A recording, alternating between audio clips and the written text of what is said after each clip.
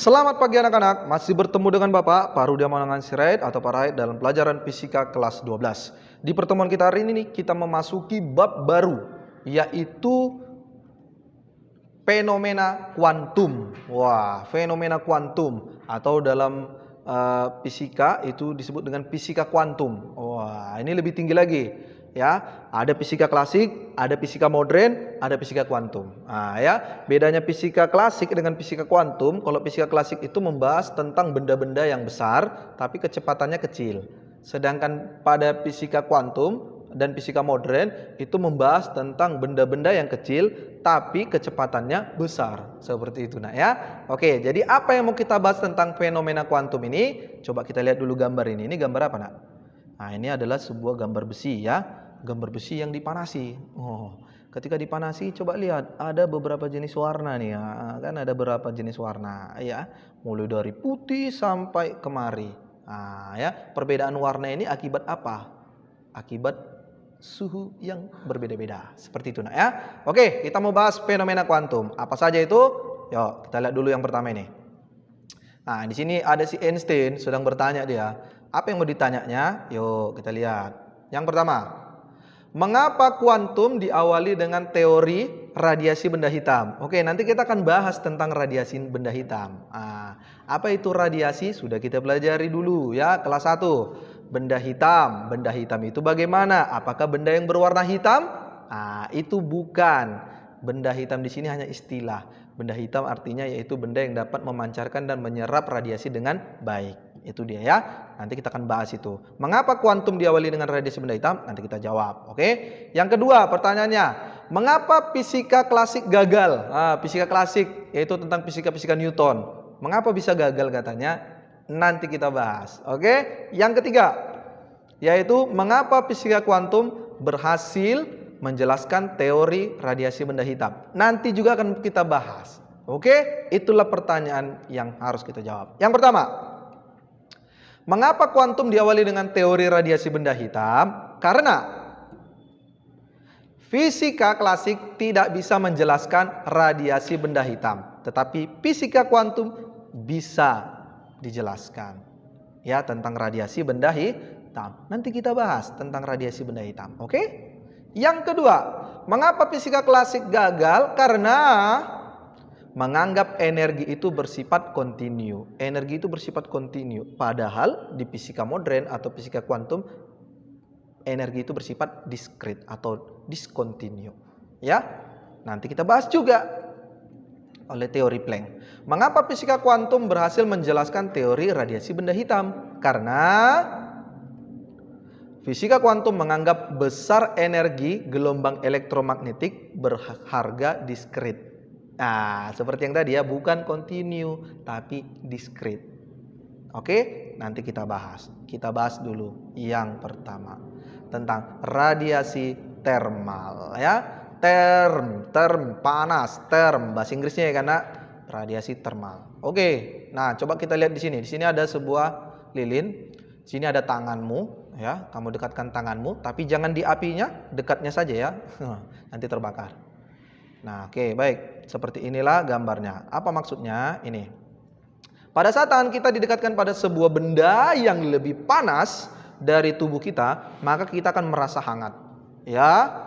Nah, rasa hangat ini berasal dari mana? Dari radiasi elektromagnetik. Ya, kita sudah tahu elektromagnetik yaitu radiasi yang tidak memerlukan medium. Seperti itu, nah, ya. Dari benda tersebut, dari api inilah kena ke tangan kita. Itu bentuknya radiasi. Ya, seperti api unggun dan lain sebagainya. Ya. Nah, jadi di sini inilah warna-warnanya. Inilah warna yang dihasilkan oleh api itu. Coba kita lihat di sini berubah-berubah warnanya, Nak. Nah, di sini agak merah, makin kemari kuning, makin kemari hijau, kemudian kemari agak biru-biru langit, kemudian sini agak biru tua, makin tua. Nah, di situ nanti akan kita jelaskan mengapa bisa warnanya berbeda-beda, Pak. Karena suhunya berbeda-beda. Nanti kita bahas. Oke? Benda hitam sempurna. Oke. Berdasarkan bahasa Inggrisnya yaitu black body, ya, benda hitam. Artinya objek yang menyerap seluruh radiasi elektromagnetik ya yang jatuh kepadanya. Tidak ada radiasi yang dapat keluar atau dipantulkan. Itulah berdasarkan bahasa Inggrisnya, black body ya, yaitu objek yang menyerap seluruh radiasi elektromagnetik tanpa ada yang keluar. Wow, sangat luar biasa ini. Sedangkan kita tahu bahwa cahaya itu dapat dipantulkan. Tapi dalam hal ini benda hitam tidak bisa dipantulkan. Itulah kegagalan fisika klasik. Nah, itulah kegagalan fisika klasik. Ya nak ya. Jadi kalau di fisika klasik kita bahas bahwa cahaya itu bersifat dipantulkan. Ya kan, cahaya itu bisa dipantulkan.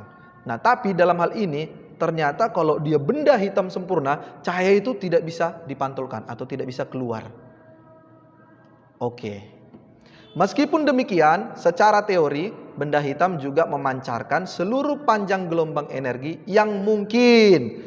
Jumlah dan jenis radiasi elektromagnetik yang dipancarkan bergantung pada suhu benda hitam itu. Jadi kalau suhu benda hitam itu lama-lama panas, ya tetap nanti dia akan keluar. Nah, berarti dia nanti akan berradiasi. Nah, seperti itu nak ya. Proses terbentuknya lubang benda hitam. Apa sih Pak maksudnya? Nah ini, coba. Misalnya kamu punya sebuah kotak, ya. Kotak kamu buat sebuah kubus, ya, dari kertas. Misalnya kertasnya warna putih. Nah, kertasnya warna putih. Oke. Nah, ketika ini kamu tutup, maka yang kelihatan itu apa? Warnanya di dalam hitam. Loh, kok nggak putih? Coba tanda tanya. Kenapa nggak putih? Kok hitam yang nampak di sini? Kenapa nggak putih? Padahal dari sini cahaya sudah masuk. Kalau ada lubang, pasti lubang kecil pun nak, pasti cahaya bisa masuk nggak? Bisa. Bisa kan? Misalnya di rumahmu misalnya temboknya ada yang berlubang kecil sedikit aja.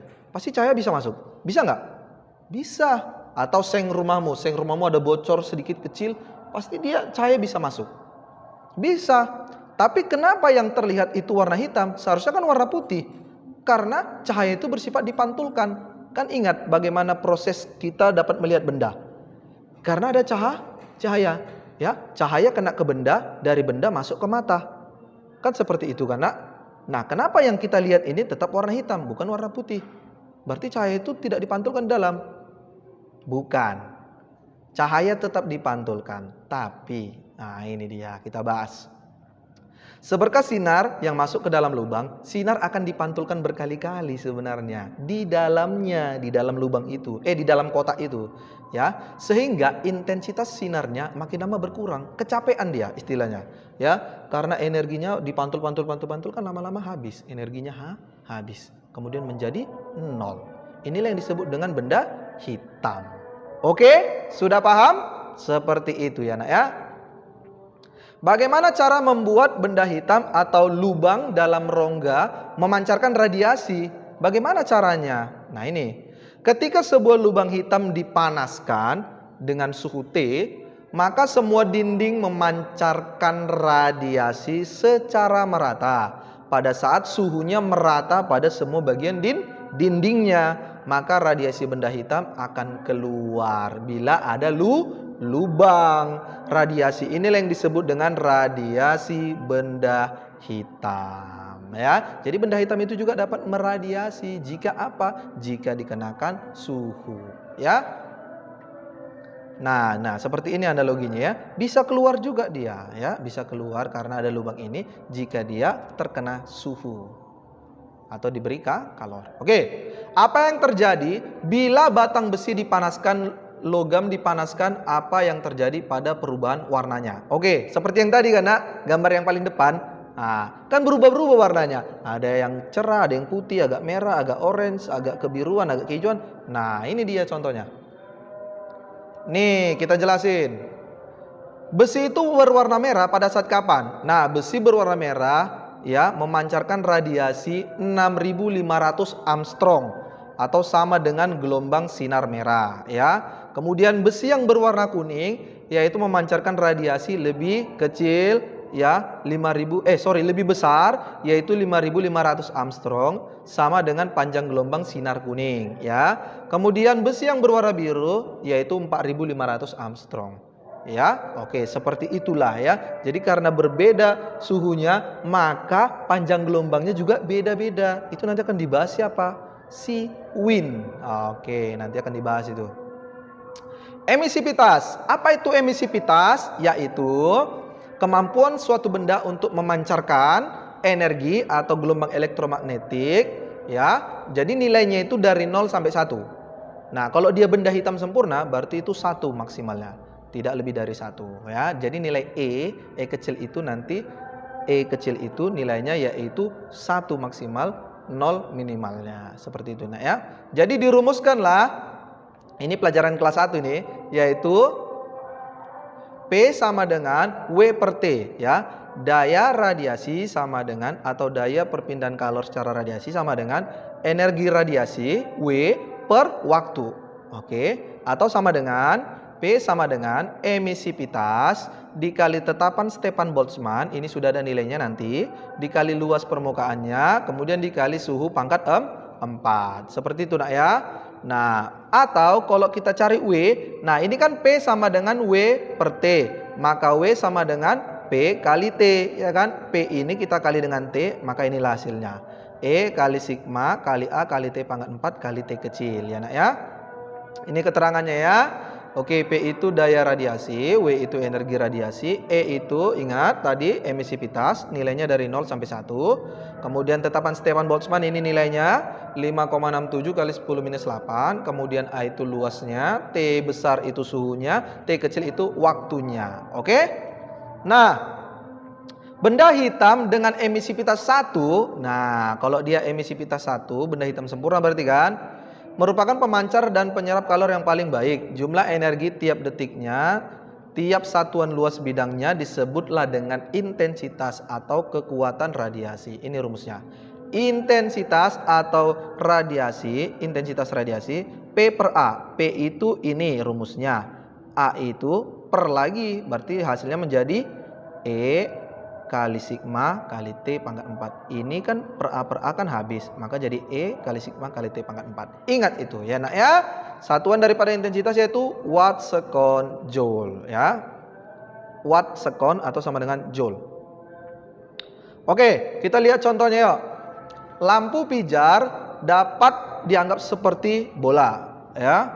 Jari-jari lampu pijar pertama 3 kali jari-jari lampu pijar kedua. Suhu lampu pijar pertama 67 derajat Celcius dan suhu lampu pijar kedua 407 derajat Celcius. Jadi ada 2 lampu pijar ya nak ya. Oke, tentukanlah perbandingan daya radiasi. Oke, perbandingan kita masukkan. Kita tulis dulu suhunya ya. T1-nya kan 67 ditambah, ingat dirubah ke Kelvin, 273, dapatlah 340 Kelvin. T2-nya 407 atau 407 tambah 273 dapatlah 680. Sedangkan jari-jarinya tadi katanya R1 3 kali R2 ini. Jari-jari lampu pijar pertama 3 kali jari-jari lampu pijar kedua. Oke? Kita masukkan perbandingannya. Oke, ini rumusnya. Daya sama dengan E kali sigma kali A kali T pangkat 4. Yaudah berarti P1 kita rumuskan perbandingan aja ya. Maka E dengan E habis, sigma dengan sigma habis, ya kan? A ini belum habis. Apa rumus luas daripada bola?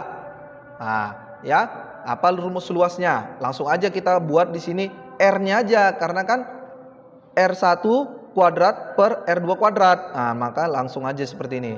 Kemudian T1 T2-nya pangkat 4 kan. Seperti itu nak ya. Oke, tinggal masukin nggak? Tinggal masukin. Berarti R1-nya tadi katanya 3R2 per R2 kuadrat, T1-nya 340, T2-nya 680 pangkat 4. R2 kan habis, berarti 3 kuadrat 9. 340 per 680 setengah pangkat 4 ya, berarti 1/16. Berarti 9 per 16 atau 0,56. Oke? Kita lanjut ke hukum pergeseran Wien. Hukum pergeseran Wien apa sih Pak? Nah ini yang tadi bahas, yaitu tentang warna-warna tadi. Pada suhu yang berbeda warnanya beda gitu ya. Pada suhu yang berbeda daya panjang gelombang yang dipancarkan juga beda. Itu yang dibahas oleh si Wien ya. Berdasarkan percobaan dapat ditunjukkan grafik intensitas radiasi terhadap panjang gelombang ya, intensitas radiasi terhadap panjang gelombang. Mana grafiknya, Pak? Ini intensitas radiasi, ini panjang gelombangnya. Ya, kita lihat di sini. Di sini pertama suhunya 2000 Kelvin. Ya, seperti ini grafiknya. Kemudian suhu 3000 Kelvin, seperti ini grafiknya. Kemudian suhu 4000 Kelvin, seperti ini grafiknya. Nah, artinya gunungnya ini lama-lama ke kiri, ya. Berarti kalau panjang suhunya makin besar, berarti panjang gelombangnya itu makin kecil, ya. Tapi intensitasnya makin besar. Seperti itu cara membacanya, ya. Jadi dirumuskan si Win lah. Lambda maksimum kali T sama dengan 2,898 kali 10 pangkat 3 meter Kelvin. Inilah rumus Win. Panjang gelombang maksimum dikali suhu sama dengan konstanta. 2,898 itu konstanta kali 10 min 3 ya. Oke. Para fisikawan tertarik untuk mempelajari dan meneliti intensitas radiasi benda hitam ini. Ilmuwan yang membahas itu yaitu si Win.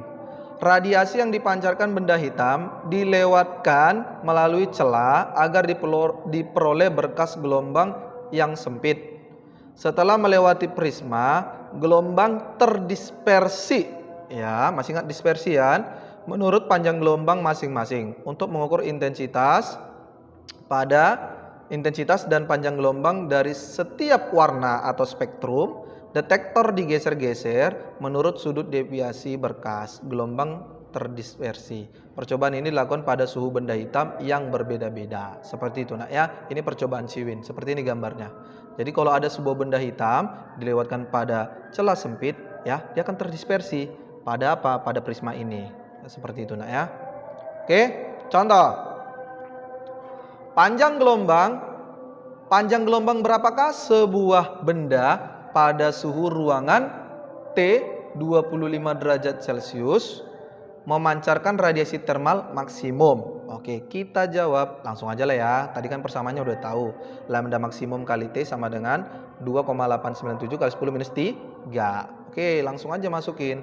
Lambda maksimum kali T sama dengan konstanta. Maka lambda maksimum sama dengan konstanta per T. Ya udah masukin konstantanya berapa tadi? 2,898 kali 10 minus 3 per suhunya 25 derajat Celcius. Oh sorry, ini mana Celciusnya? 25 derajat Celcius